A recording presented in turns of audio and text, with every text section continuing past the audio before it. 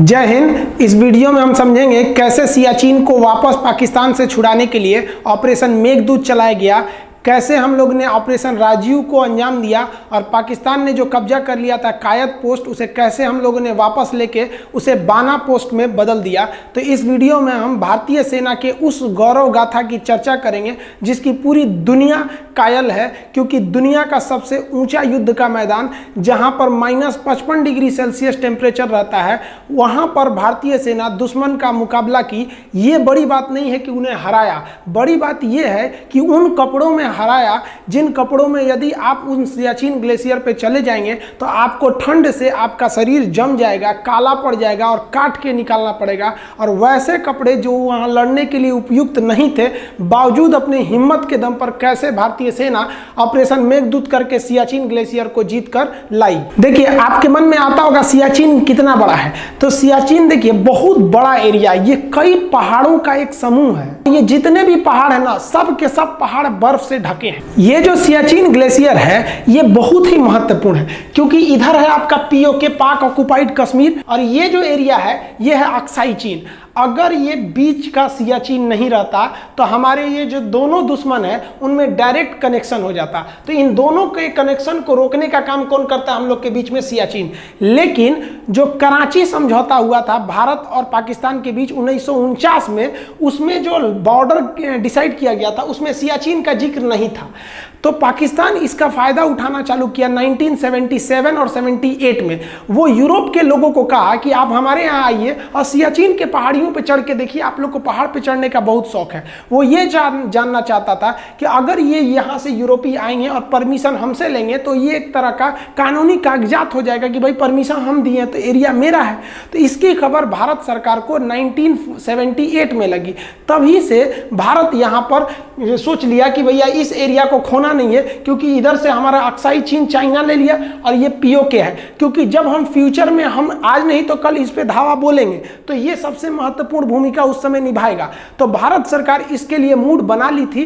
तब भारत ने यहां से अपने सैनिकों को सियाचिन की ओर भेजना चालू किया। लेकिन दिक्कत यह था कि सियाचिन में टेम्परेचर -55 डिग्री सेल्सियस हो जाता है और यहां पर देखिए, यहां -55 लिखे हैं और यहां पर 35 फीट स्नोफॉल होता है। सोचिए, हमारी हाइट 5 फीट 6 इंच है और वहां बर्फ गिरता है 35 फीट, यानी हमसे 7 गुना ज्यादा बर्फ गिर जाता है। यानी अगर हम किसी एक जगह पे रात भर खड़े हो जाए ना तो 35 फीट बर्फ से नीचे धंस जाएंगे। इतना खतरनाक कंडीशन हो जाता है। और वो 6 किलोमीटर यानी 6000 मीटर ऊंचा है। 6 किलोमीटर सीधे चलना, आपको कितना पहाड़ हो जाएगा। सोचिए, अगर पहाड़ पर ऊंचा 6 किलोमीटर चढ़ना पड़ेगा तो कितना टफ कंडीशन होगा। और वहां पर इस एरिया को, और ये छोटा मोटा एरिया नहीं है, इतना बड़ा एरिया है, 75 किलोमीटर का एरिया है। इतने लंबे एरिया को एक्वायर करना था। यहां दुश्मन से खतरा कम था और प्रकृति से ज्यादा खतरा था। वहां इतना खतरनाक स्थिति हो गया था कि 3 फौजियों को भेजा जाता था तो उनका कमांडर यह कहता था कि तुम में से कोई एक है जो जिंदा बच के नहीं आएगा, क्योंकि वहां एवरेज रेशियो मरने का यही था। वहां ठंड से इतना भयानक स्थिति था कि पल्मोनरी ऑडिमा नामक एक रोग हो जाता था और फेफड़े सूख के उसमें पानी भर जाते थे। इतना ठंड हो जाता था यहाँ सियाचिन में, इतनी भयानक स्थिति हो गई। तब भारत सरकार ने ये डिसाइड किया, भारतीय सेना ने, कि नहीं, अब हमको यहाँ युद्ध करना ही पड़ेगा वरना ये हाथ से निकल गया। तो इसके लिए हमें क्या चाहिए थे? कपड़े चाहिए थे, क्योंकि ये 1-2 पहाड़ी नहीं था। आप ये देखिए, ये ट्रायंगुलर शेप जो है ना, ये हम सियाचिन बना दिए। इस सियाचिन में यहाँ पर है आपका काराकोरम, ये चाइना से रास्ता दे देता है और ये पीओके है। तो ये एरिया हम यहाँ पे काराकोरम बना दिए। ये पूरा एरिया सियाचिन है। इसका सबसे निचला एरिया NJ 9842 कहलाता है। इसके आगे एक और पहाड़ी पड़ता है जो ग्लेशियर है, उसका नाम है ग्योंगला। ला का अर्थ होता है दर्रा, पहाड़ों के बीच का रास्ता। उसके आगे जो सबसे महत्वपूर्ण है वो है बिलाफोंडला। ये बिलाफोंडला पे अगर कब्जा हो गया तो बिलाफोंडला काफी हाइट पर है और यहीं पर है आपका साल्टोरो रेंज नामक पहाड़ी। अगर बिलाफोंडला पे कब्जा हो गया और साल्टोरो रेंज पे कब्जा हो गया तो साल्टोरो रेंज यहाँ की सबसे हाइट पर है। इससे हम पूरे सियाचिन पर नजर रख सकते थे। तो भारतीय सेना बिलाफोंडला, ग्योंगला और साल्टोरो रेंज पे कब्जा करना चाहती थी और आगे जाकर सियाला पे, क्योंकि अगर सियाला पर कब्जा हो जाता तो वहां से इंदिरा कॉल यानी सबसे ऊपरी बिंदु पर कब्जा करना बहुत मुश्किल नहीं था। आपको आज भी याद होगा कि अगर आपसे कोई क्वेश्चन पूछता है कि भारत का सबसे उत्तरी बिंदु क्या है तो आप इंदिरा कॉल कहते हैं कि नहीं, तो उसको हम लोग कब्जा करके लाए थे। पाकिस्तान उस पर नाजायज अपना अधिकार बता रहा था। इस पर कब्जा करने के लिए सबसे ज़्यादा जरूरी था कि हमको उतने ठंड पर लड़ने के लिए कपड़े चाहिए थे, उतने ऊपर पहाड़ पे चढ़ने के लिए पैराशूट की रस्सियाँ होती हैं, इक्विपमेंट होते हैं जो भारत में नहीं बनते हैं, यूरोप में बनते हैं, वहाँ से लाना था। तो भारतीय सेना ने डिसाइड किया कि हमको 1984 में युद्ध करना है गर्मियों के दिन में, लेकिन वहाँ पर हमको लड़ने के लिए ये इक्विपमेंट चाहिए थे। तो हमें खरीदने के लिए वो इक्विपमेंट यूरोप जाना था। अब चूंकि भारत में वो इक्विपमेंट नहीं मिलते हैं, वो इक्विपमेंट हमको नॉर्वे से खरीद के लाना था। तो भारतीय सेना नॉर्वे गई ताकि उन इक्विपमेंटों को हम लोग क्या कर सके, खरीद के ला सके। जब ये नॉर्वे पहुंचे तो उन लोग नॉर्वे के जो ये फैक्ट्री वाले थे उन्होंने कहा कि देखिए हम आपको दूसरी फैक्ट्री का नाम बता देते हैं, आप वहां से खरीद लीजिए। तो भारतीय सेना कही कि आप रेट बताइए ना, पैसे का टेंशन मत लीजिए। तो कहा कि पैसे का टेंशन नहीं है, हम आपको 2 साल तक ऐसे कपड़े और ये तरह के इक्विपमेंट नहीं दे सकते हैं, क्योंकि हमारे पास ऑलरेडी इतना ना ऑर्डर आ चुका है कि हम उसी को पूरा नहीं कर पाएंगे और हमको हर हाल में इसी साल उस ऑर्डर को पूरा करना है। तो भारतीय सेना ने कहा कि चलो भाई हम दूसरी कंपनी से ले लेते हैं, कहीं से भी खरीदना है। तब तक उसी बीच भारतीय सैनिक को दिमाग में आया, पूछते हैं कि खरीद कौन रहा है। तो उनसे पूछा कि आप ये इतना ज़्यादा ऑर्डर किसके लिए ले हैं? तो कहा कि पाकिस्तान का ऑर्डर है। भारतीय सेना एकदम शक रह गई कि बाप रे बाप, हम अभी मोलाई करने आए हैं, उसे जरा ऑर्डर देके बैठल है, हम लोग से तो आगे निकला है और यहाँ जो पहले पहुंचेगा जीत उसी की होगी, क्योंकि इतना हाइट पर ये एक एरिया है कि अगर एक तो कपड़े उनके पास है, आप कपड़े हो जाने की वजह से उनके ऊपर सबसे बड़ा खतरा जो प्रकृति का था वो तो टल जाता। अब क्या होता, अब भारतीय सेना के पास कपड़े ही नहीं थे, अब वो वहाँ चढ़ जाते। सियाचिन में स्नोफॉल की वजह से देखिए ये हालात हो जाते हैं। फौजी जो होते हैं ना आधा धंस जाते हैं, सब इतना इतना धंस के वहां ड्यूटी करते हैं बर्फ के बीच में। और भारतीय सैनिक के पास उस वक्त कपड़े नहीं थे जो इस ठंड को रोक सके। अब भारत के सामने 2 रास्ते थे, अभी मरो या 2 महीना बाद मरो, क्योंकि 2 महीने बाद उन लोग पूरा का पूरा कपड़ा सप्लाई कर देते पाकिस्तान को और तब भारत के पास क्या करना पड़ता। तब उस समय कुछ समझ में नहीं आ रहा था भारतीय सैनिकों। तब ब्रिगेडियर चन्ना और नरिंदर बुल कुमार नामक कर्नल ने कहा कि हम लोग इसी कपड़ों पर चढ़ाई कर देंगे, क्योंकि अगर देर करेंगे तो मरना फिक्स है। अभी क्या है कि अभी उनके पास भी पूरे कपड़ों की सप्लाई नहीं है और हमारे पास तो साफ नहीं है। तो एक काम करते हैं, पहले ही हम लोग हमला बोल देते हैं, वहां जो होगा देखा जाएगा। लेकिन इनको सबसे ज्यादा दिक्कत था कि लड़ाई जवानों से जीती जाती है, अपनी सैनिकों से जीती जाती है। सैनिकों को पता था कि इनके पास ऐसे कपड़े नहीं है जो ऐसे दुर्गम इलाकों पे जा सके और इतनी भीषण ठंड को रोक सके। तब इन अधिकारियों ने अपनी सैनिकों से कहा कि भारत मां के लिए आज तुम्हें बलिदान करना पड़ेगा, क्योंकि हमारे पास कपड़े नहीं है लेकिन हमें युद्ध हर हाल में लड़ना पड़ेगा। क्या आप लड़ने के लिए तैयार हैं? भारत के जवानों ने एक सुर में बोला कि हम लड़ेंगे और हम इसी कपड़ों में जाएंगे और आप चिंता मत कीजिए, हम वचन देते हैं हम जीत के आएंगे। और भारतीय सैनिकों का जब ये साहस देखा तो ब्रिगेडियर चन्ना एवं कर्नल नगेंद्र बुल ने तुरंत डिसीजन लिया कि भारतीय सेना को अब कहां पर भेज दिया जाए, सियाचिन ग्लेशियर पर। सियाचिन ग्लेशियर पर हम ज्यादा हथियार नहीं ले जा सकते थे, इसलिए हम लोगों ने मोटार को लेके गए। मोटार एक छोटे आकार का तोप होता है, अपने साथ मोटार लेके गए, आरपीजी लेके गए। आरपीजी जो होता है ना, रॉकेट प्रोपेल जो होता है, ग्रेनेड लॉन्चर होता है। आरपीजी ये ग्रेनेड होता है, ये आरपीजी, ये इसको आप लोग रॉकेट लॉन्चर भी बोलते होंगे। और एचएमजी लेके चले गए, हैवी मशीन गन, ये अपने साथ लेके आप आगे बढ़ने लगे सियाचिन ग्लेशियर के लिए। लेकिन इन्हें ब्रिगेडियर चन्ना ने सख्त आदेश दिया था कि कुछ भी हो जाए उन पहाड़ों पर जाके आप लोग अपना रेडियो सिग्नल मत ऑन कीजिएगा, वरना जैसे आप रेडियो सिग्नल ऑन कीजिएगा वहां पर तुरंत इसकी खबर पाकिस्तानियों को लग जाएगी। लेकिन जैसे हमारी सैनिक ऊपर की ओर बढ़ने लगे तो हमारी सेना का जो रेडियो ऑपरेटर था उसे पल्मोनरी ऑडिमा हो गया, उसके फेफड़े में पानी भर गया, अब उसे वापस ले जाना जरूरी था। तो उसे ऐसे दुर्गम में पहाड़ियों पे जब चढ़ने के बाद उतारना था तो सैनिक उसे उतारने लगे। लेकिन इसी बीच एक और सैनिक की ठंड के कारण इतना ज्यादा उसका फेफड़ा में पानी भर गया कि उसकी वहीं पर मौत हो गई ठंड की वजह से। हमारा एक जवान वहां शहीद हो गया ठंड से, इतनी बुरी स्थिति थी वहां पर, और वहां पर आंधी तूफान भीषण आ गया। उसके पार्थिव शरीर को भारतीय सेना 2 दिन तक अपने साथ रखी थी, लेकिन कर क्या सकती थी, हमारी सेना का उसूल है कि हम एक भी जवान पीछे नहीं छोड़ेंगे।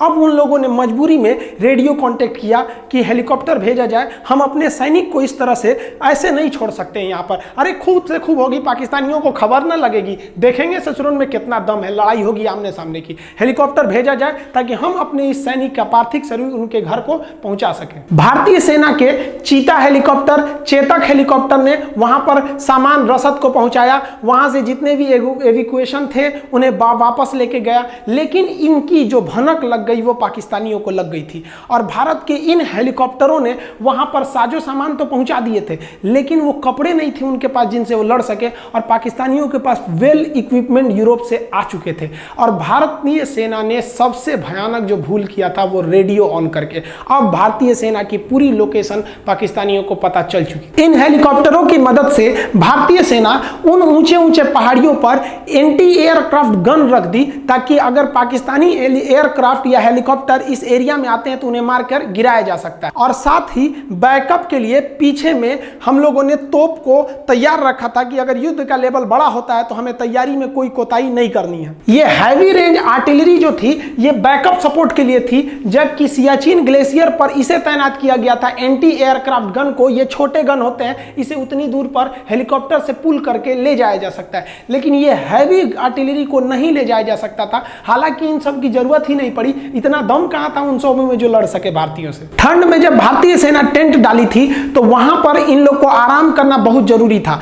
टेंट के अंदर ठंड थोड़ा कम लगती है, तो भारतीय सेना ने एक सैनिक को टेंट के बाहर रखा, बाकी सैनिक टेंट के अंदर रहते थे। एक सैनिक का काम बाहर था, वो हमेशा ड्यूटी करते रहता था, उसकी शिफ्ट चेंज होती रहती थी। लेकिन 13 अप्रैल को जब ये मिशन चालू हुआ था तो उसके 3-4 रोज बाद ऐसे जैसे हम लोग आगे बढ़ते गए, तब एक दिन ऐसा आया, ड्यूटी पर थे लांस नायक चंचल, उनको अचानक हलचल दिखाई दी पाकिस्तानियों के मूवमेंट की। पाकिस्तानी ना HMG मशीन लेके आए थे, हैवी मशीन गन। इस HMG गन से वो अंधाधुंध फायरिंग करने लगे और भारतीय सैनिक सोए हुए थे। यहां अगर 5 मिनट की देरी होती तो वो लोग सो रहे भारतीय सैनिकों को मौत के घाट उतार देते। यहां सबसे बहादुरी का काम किया था लांस नायक चंचल ने। उसने अपनी राइफल से इस भयानक मशीन गन का मुकाबला करते हुए सीधे रणभूमि में कूद गया और गोली मारना चालू किया। और जैसे गोली चालू किया तो इधर से भी फायरिंग हुई, उधर से भी फायरिंग हुई। इस फायरिंग की आवाज सुनकर भारतीय सैनिक उठ गए। तब तक यहां से लांस नायक चंचल ने ये HMG चला रहे पाकिस्तानी के ठीक हेडशॉट किया था। जैसे गोली मारा, यहां से चंचल ने गोली मारा और वहां से पाकिस्तानी गोली आके सीधा हेडशॉट किया लांस नायक चंचल को। लांस नायक चंचल की उंगलियां उसके बाद भी बंदूक पर थी और वह मरने के बाद भी गोली चलाता रहा था। इस साहस को देख के पाकिस्तानियों का दिल दहल गया। तब तक भारतीय सैनिक उठ चुकी थी। वो उठने के बाद नींद क्या चीज होता है, तुरंत धावा बोल दी और 5 मिनट के अंदर अंदर पाकिस्तान के 26 सैनिकों को मौत के घाट उतार दिया। और ये वैसे सैनिक थे जिन्हें यूरोप से कपड़े दिए गए थे कि इन कपड़ों को पहन के आप लड़िएगा। भारतीय सैनिकों के पास तो एक ही चीज की कमी थी, इन कपड़ों की। इस ससुरा क्या करेगा सर, उगारे कर दिया लोग, उसको ले जाओ ससुरा खोलकर। अब भारतीय सैनिकों के पास जो कपड़े की कमी थी वो कपड़ा तब हो ही गया। अब इधर जो पाकिस्तानी थे वो ओवर कॉन्फिडेंस में थे। उन पाकिस्तानी बेस कमांडरों को लगा कि जो वो 26 सैनिक भेजे हैं ना, वो लोग अब अपनी जगह पे पहुंच गए हैं, जबकि वो तो अपनी जगह पे नहीं दूसरे जगह पे पहुंच गए थे। उनकी लाश को भारतीय सेना इज्जत से दफना दी और भारतीय सेना इनके ड्रेसों को पहन के अब रेडी थी। पाकिस्तानी फौजी जो थे बेवकूफ़ सब, उन लोगों ने जो रसद था, जो सामान थी या जो ड्रेस एक्स्ट्रा थे वो ले आके यहाँ गिरा दिया। उनको लगा कि ये जो पाकिस्तानी सैनिक ड्यूटी कर रहे हैं, वहाँ ड्यूटी कर रहे थे भारतीय सैनिक। आज भी वहाँ जो ड्यूटी करते हैं ना भारतीय सैनिक को, पाकिस्तान के पैसे से खरीदे हुए जो ड्रेस भेज दिए थे वही पहन के ड्यूटी करते हैं। सोचिए कितना बुरा लगता होगा पाकिस्तानियों को जब भारतीय सैनिक को जो वर्दी देखते होंगे सब, तो क्या सोचता होगा, ससुरा कहीं का हम खरीद के लाए थे, हमारा वर्दिया ले लिया यहाँ पे। ठीक किया ससुरा, तुमने औकात में रह के लड़ाई लड़ो ना, ये क्या मतलब हुआ, कुछ कर देंगे। इस पहली कामयाबी के बाद भारतीय सैनिक का मनोबल अपने 7वें आसमान पर था और इन्हें अब किसी चीज की कमी नहीं थी। अब ये लगातार आगे बढ़ते रहे। ये ग्योंगला, बिलाफोडला, साल्टोरो रेंज, सियाला कब्जा करते हुए आगे बढ़ते रहे और बहुत ही जल्द देखते देखते भारतीय सेना ने पूरे सियाचिन को अपने कब्जे में ले लिया। ये बिलाफोडला है। अगर यहाँ पर आर्मी पहुँच जाती तो यहाँ से हम नुब्रा वैली, यहाँ जहाँ से नुब्रा नदी निकलती है, वहाँ के रास्तों को हम बंद कर सकते थे। इसलिए बिलाफोडला को कब्जा किया गया ताकि वहाँ से जो पाकिस्तानी एंट्री कर रहे थे उसको रोका जा सके। यहाँ देखेंगे ये जो बिलाफोडला फोडला है, यहाँ से जब नदियाँ, ये ग्लेशियर का बर्फ पिघलता है तो ये जाके मिल जाता है इस नुब्रा नदियों में। ये नुब्रा नदी है, यहाँ से बहती है, और ला का अर्थ क्या होता है? पतला रास्ता। यहाँ से पतले रास्ते भी जाते हैं नुब्रा नदी के बगल से। बिला फोडला के कब्जा के बाद अब आर्मी जो थी वो सियाला की ओर बढ़ रही थी। सियाला में पहाड़ियों की जो ढलान थी वो एकदम खड़ी थी, जहां पहुंचना काफी दुर्गम में था।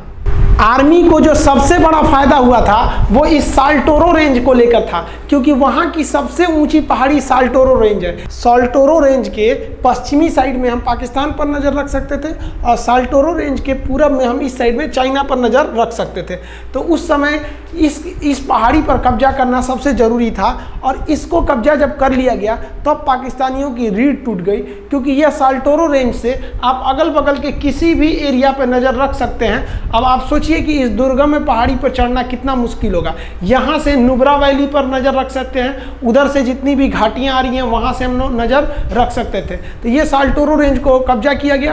अब यहाँ से कोई भी मूवमेंट जो थी वो आराम से हमको दिख सकती थी। यहाँ पे देखेंगे कोई भी पहाड़ी रेंज है या किधर से भी देखेंगे। अब ये नुब्रा वैली है, इस एरिया से निकल जाएगी यहाँ पे, और ये एरिया चला जाएगा पाकिस्तान की ओर। तो हम लोगों ने सबसे पहले साल्टोरो रेंज को कब्जा कर लिया।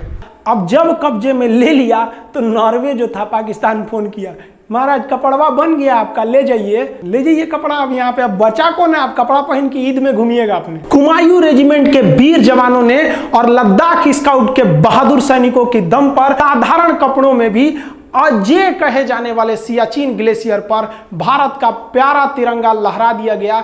ये जीत पूरी दुनिया देखी कि उन माहौल में, उन कठिन परिस्थितियों में कैसे भारत के महारणबांकरों ने सियाचिन ग्लेशियर को अपने कदमों के नीचे कर दिया था। आज भी वहां भारतीय तिरंगा शान से लहराता है। और 1984 के बाद 1987 में फिर पाकिस्तान ने भारत पे हमला किया और सियाचिन के एक पोस्ट पर कब्जा कर लिया। उसका नाम रख दिया कायदे आजम।